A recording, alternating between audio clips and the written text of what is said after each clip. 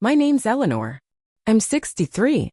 I bake when I'm angry, clean when I'm grieving, and sharpen metaphorical knives when I feel powerless.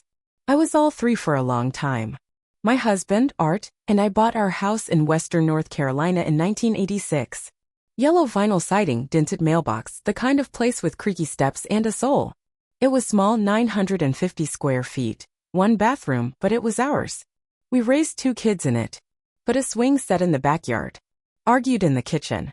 Repaired the roof with duct tape and hope. We were proud of that home. We were also apparently suckers. Because in 2021, 6 months into Art's early retirement and 2 years into my forced one, thanks, osteoarthritis and that stair fall I still blame on the dog, we got a letter in the mail from a man named Terry Vance.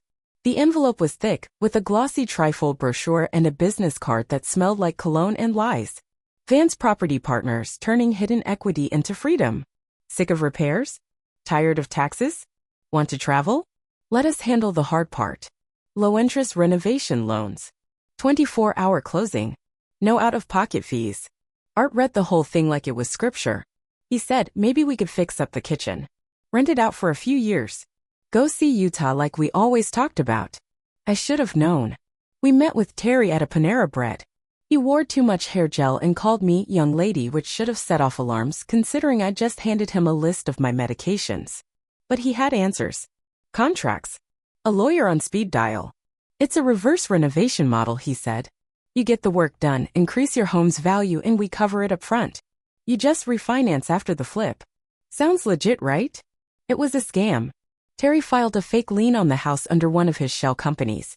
Then he flipped the deed without our full consent by slipping language into the contract that transferred partial ownership as collateral. We didn't notice. We trusted. We signed. 3 months later, we were evicted. The house was suddenly part of an asset liquidation. The sheriff showed up with papers. Art stood there, barefoot on the front porch, staring at the same rose bush he planted in 1989 while a stranger took photos of our living room. We moved into a 1-bedroom apartment near a gas station. Art stopped sleeping. Stopped eating. Stopped talking, really.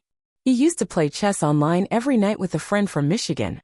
One day, I heard the computer ding and realized it was me being invited to a match. Art was gone. Quietly. Peacefully. A heart attack, they said. I think it was just a broken one. That was when something inside me snapped. Not all at once. Not with screaming. With silence. Grief did weird things. I vacuumed obsessively. I started reading legal documents the way people read horoscopes, searching for patterns.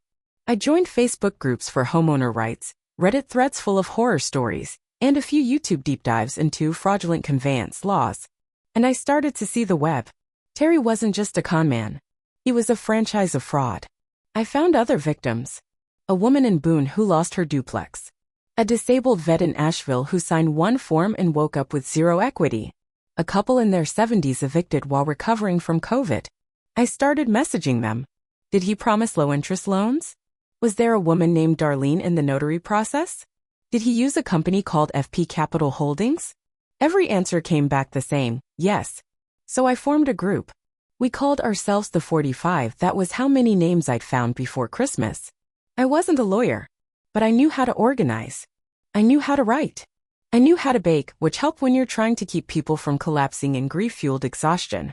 I learned about fraudulent misrepresentation, title washing, elder financial abuse protection laws, and how HUD has more loopholes than a fishing net. I also learned that revenge doesn't need to be illegal. You just have to let the right people trip over the truth. And Terry? He was cocky. Still posting photos of renovations that weren't his. Still tagging local banks. Still sitting on panels for small-scale investor mentorships and writing blog posts titled, "Don't Let Sentiment Cost You Your Nest Egg." I baked a pie the night I filed the first anonymous complaint with the North Carolina Department of Justice. I made it strawberry rhubarb. His favorite. I didn't expect the DOJ to call me back.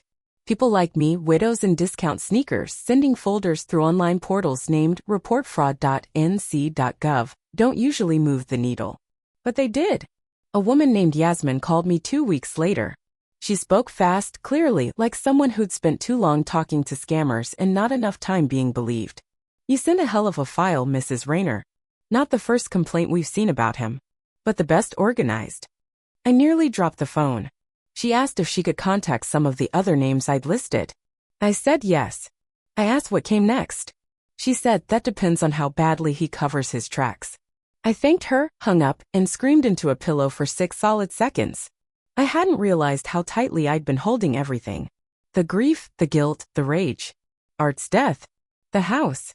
The fact that I didn't even have one of his shirts that didn't smell like Lysol and hospital plastic. I was tired. But I wasn't done. Next, the banks.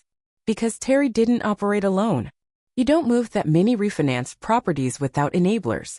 He had local contacts, loan officers, appraisers, even one sleazy paralegal who'd notarized half his fake documents. You can't fake equity without cooperation. So I went digging. I found out which banks approved the loans. I wrote formal complaints citing TILA, Truth in Lending Act, RESPA, Real Estate Settlement Procedures Act, and a fun little phrase I learned from Yasmin, pattern of predatory behavior toward seniors in protected classes. Those words get attention, especially when you carbon copy, CC them to the Consumer Financial Protection Bureau and every local news outlet's watchdog tips inbox. I didn't just send emails. I sent packets, bound folders, color-coded tabs, screenshots, copies of deeds with notary stamps dated the same day as hospitalization records. And I wasn't alone anymore. The 45 turned into the 89. A woman named Tricia started managing the spreadsheet. Her husband had died of a stroke after their foreclosure. She said helping the group was the first time she'd felt useful in months. We had chapters now: Charlotte, Winston-Salem, Asheville. We made Facebook headers. We had Zoom calls. One woman's grandson built us a damn website with a banner that said, "Vance took our homes. We're taking his legacy." Meanwhile, Terry kept dancing. He bought a new truck. Posted a picture with the caption, "When your haters pay for your upgrades, moneybag, nail polish. Cute. So I started leaving breadcrumbs. I found a forum where aspiring real estate investors swapped contacts. I created a burner account. Posed as a confused young flipper looking for mentors. Dropped questions about Vance's paperwork. Slipped in references to lawsuits. Suddenly, Terry's name wasn't shiny anymore. One guy replied, "My guy says he's under review in NC." Another posted, "Anyone else here he got ghosted by Second Horizon Bank?" I smiled. The dominoes were falling. But it wasn't enough. I wanted him trapped. So I booked a free consultation for one of his renovation loan evaluations. Used a different name. Disposable number. Said I was inheriting a property and wanted to flip it, fast, no paperwork headaches. He bit. Scheduled a phone call. I recorded it. He broke 4 laws in 7 minutes. Told me I didn't need to consult a lawyer. Claimed he could push through the deed transfer and clean the title later. Said his notary was chill about formalities. Guess who I sent the file to? Yasmin. 2 days later, I got a text from her. Just a single line. Got him. Building the net now. I printed it. Framed it. Hung it on the wall of my rented apartment next to the last photo of me and Art standing in front of the house with his hand resting on the porch railing. The railing that man stole from under us. But now, I had the blueprint to bury him. It was strange, really. The deeper I dug, the more open Terry became. He was the type of man who believed in his own untouchability. The kind who thinks laws are suggestions and old women don't read fine print. He liked to post motivational quotes on Instagram like, "If they're not talking about you, you're not doing enough. I don't lose sleep over losers. You can't scam a winner. Only the weak get duped." That one? He posted a week after Art's funeral. So yeah, you could say I was invested. But there was one gap I couldn't fill. I had victims. I had the financial trail. I had the forged docs. But I needed someone on the inside, someone who'd worked with Terry, who'd seen the operations, who could point to the moment the fraud became deliberate. Enter Brad. Brad was 27. Wore a man bun. Drove a Jeep with a sticker that said "Rise and Grind." He'd been part of Terry's marketing team for about a year before leaving to start his own brand. He was annoying as hell on social media, but someone forwarded me a podcast where he accidentally told the truth. In the middle of an episode about flipping ethics, he said, "I mean, yeah, we played loose sometimes. The boss didn't want us asking questions. If the title clears, it clears, you know? If the title clears." I found his email. Wrote him under my burner identity, Ellie from Asheville. Told him I was building a class action list. Said I didn't want to make enemies, I wanted to make things right. Offered him anonymity. Said I'd delete the whole thing if he wanted me to. He replied within 10 minutes. Meet me at the juice house in Brevard. I'll tell you what I know. God bless his overpriced matcha habit. He showed up in a Patagonia vest and Yeezys, looking like a man trying to pivot his entire moral identity in a single sip. He started by telling me he had no idea how deep it all went. Then he handed me a USB drive. It had contracts, emails, a shared spreadsheet labeled Hot Property Funnel, where Terry and two associates openly discussed which owners were soft enough to target. I opened a PDF titled NC Refi Template, Elder Version. They had a whole template for seniors. Brad leaned back and said I didn't know how bad it was until I saw that list. I looked at him. I was on that list, I said. He didn't speak for a full minute. He left with a promise to testify if needed. I told him not to disappear. Then I went home and spent the next 3 days building a report. This wasn't just a tip now. This was a case. I cross-referenced deed filings. I matched Terry's emails to timestamps on the fraudulent title transfers. I created a map showing every victim in North Carolina and the percentage who were over 60. I highlighted Brad's folder. Labeled it Internal Collaborator. Yasmin from the DOJ called me on a Sunday. Jesus Christ, Eleanor, she said. This is airtight. We're opening the full investigation. He won't see it coming. I asked what happens next. She said, now we let him talk himself into a hole. All we need is a mic and a little more rope. Funny thing is, Terry did exactly that. That week, he hosted a webinar. Some real estate bro panel about finding your first flip in a competitive market. I watched the whole thing through gritted teeth and decough rage. And in minute 22 he said this gem. If they can't read the contracts, that's not your fault. You're not their babysitter. You're their opportunity. I clipped it. Timestamped it. Labeled it. Exhibit 98, Pathological Arrogance in a Vest. When the arrest warrant finally dropped, it came wrapped in the blandest legal language I've ever seen. Multiple counts of real estate fraud, wire fraud, and elder exploitation in violation of North Carolina general statutes. What it meant was this: they had him. Yasmin called me the day after. We got a sealed indictment. Federal and state charges. Press embargo until they move him. I asked, when does he know? She smiled through the phone. When they put him in the back seat. The next 48 hours felt like Christmas Eve if you knew Santa was about to get waterboarded. I watched Terry's socials like a hawk. He posted a selfie at a golf course with the caption, Monday mindset, let the losers talk while you close. Oh honey, you're about to close, all right, on 6 counts of criminal negligence and 2 charges that carry mandatory prison time. When the arrest happened, it was silent. Surgical. He was picked up outside a juice bar in Durham, allegedly ordering a sigh for the win. No handcuffs on camera. No drama. Just gone. And then 2 days later, the headline hit. Real estate guru Terry Vance indicted for elder fraud, deed theft, and loan scam. I printed it. Framed it. Hung it next to the frame text from Yasmin. People started talking. Local news dug into old seminars. Clients came forward. One of the influencers who'd done branding for Terry scrubbed all mentions of him and posted a tearful apology video with the ring light and fake crying. The banks, finally seeing liabilities, started quietly settling. Some victims got partial reimbursements. 2 people had their homes returned after liens were dissolved. Small wins. But real ones. And me? I got subpoenaed as a witness. Not because I was a lawyer or victim anymore. Because I built half the prosecution's case. The assistant DA shook my hand like I donated a kidney. I sat in the courtroom front row. He looked older. Paler. No vest. Just a wrinkled button-down and eyes darting around like a man searching for the trapdoor he always counted on. He saw me.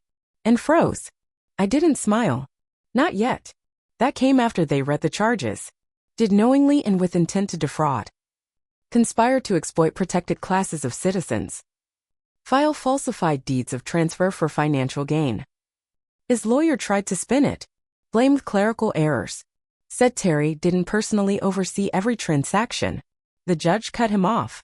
Then the prosecution played Exhibit 98, the webinar quote. You're not their babysitter. You're their opportunity. Gasps. And that's when I smiled.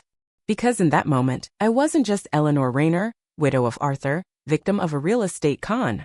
I was the reason that man would sleep in a jumpsuit. Terry pled guilty. Not all the charges, cowards never do, but enough. Wire fraud. Elder exploitation. Title misrepresentation. Enough to put him behind bars for 14 years with no option for early release under state statute. 14 years. I hope they give him a bunk next to a man who believes in the power of journaling and loud dreams.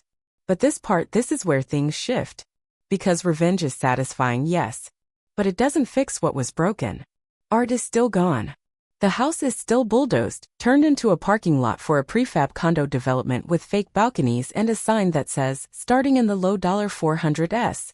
I visited once, parked across the street in my dusty Hyundai, drank a Coke, and watched a young couple carry in a flat-packed coffee table and a dog bowl that said, Mr. Wiggles. Good for them, I thought. But this land remembers. Still, I didn't cry, because that grief had calcified, hardened, and in its place was something else. Purpose. See, during the trial, one of the jurors came up to me afterward. A woman in her early 60s. Her name was Teresa. She said, my cousin almost lost her home in something like this. But she was too ashamed to talk about it. That word again. Ashamed. It stuck. Because that's how they get us. They con us, steal from us, and then make us feel stupid for trusting. So I did something about it. I used my settlement money, not a lot, but enough to start a community initiative. Just a room at the local library. Tuesday evenings. We called it The Table. Why?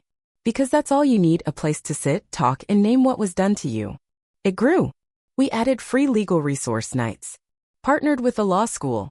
Created a printed guide for seniors on how to spot deed scams. Eventually, a woman named Nadine helped us launch a traveling seminar. Our motto? If they count on you being quiet, be loud as hell. One night, after a meeting, a man named George, 67, retired welder, 2-time stroke survivor, told me, I wish my wife had met you before the loan papers. Maybe she wouldn't be so afraid now. I hugged him. And I knew. This was my house now. Not walls or siding or property lines. But legacy. Built from every story they tried to erase. The courtroom was nearly empty on the day of Terry's sentencing. No reporters. No gawking real estate influencers. Just a few clerks, 2 defense attorneys who looked like they wanted to disappear into the walls, and me front row again. This time not with fire in my chest, but peace. Yasmin was there. She smiled at me across the aisle. She didn't have to say it, but I saw it in her eyes. This wouldn't have happened without you. The judge asked if any victims wanted to make a final statement. I stood. Walked up to the lectern with the same steady hands I used to bake Art's birthday pie every October. I wore his old watch, the one with the crack in the face and the broken leather strap I still hadn't replaced. I looked at Terry. He didn't look back. I didn't need him to. You took our house, I said. But it was never really yours. A house is just wood and wires. A home is the life built inside it. My husband died in that apartment. Not from a heart attack, but from shame. From believing your lie that we'd lost everything because we were foolish, not because you were a thief. I didn't cry. But here's the thing, Mr. Vance. You stole something from dozens of people. And we turned it into a bonfire big enough to burn your whole scheme down. You wanted us silent. You wanted us scattered. Instead, we got organized. And loud. And we made damn sure the last home you live in has bars on the windows. I stepped down. The judge sentenced him to 14 years without parole. And that was it. No fireworks. No handcuffs click loud enough to echo in my ears. Just a gavel. Just closure. But that night, when I got home, I pulled out Art's last birthday card to me. He'd written in shaky penmanship. You always see the whole board, Ellie. That's your power. Don't let anyone take that from you. He was right. I saw the whole board. And I flipped it. Now the table has 4 chapters across the state. We've helped recover over $200,000 in restitution. We work with legal clinics, church groups, and high school students learning about scams. And I've started writing a book. Working title? The Widow's Ledger, How I Buried a Fraud with Receipts and Rhubarb. I'm 64. My knees hurt. I still can't walk upstairs without huffing like a steam train. But I've never felt stronger.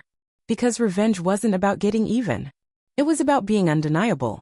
About never letting someone write victim on your forehead when you still have a pen in your hand.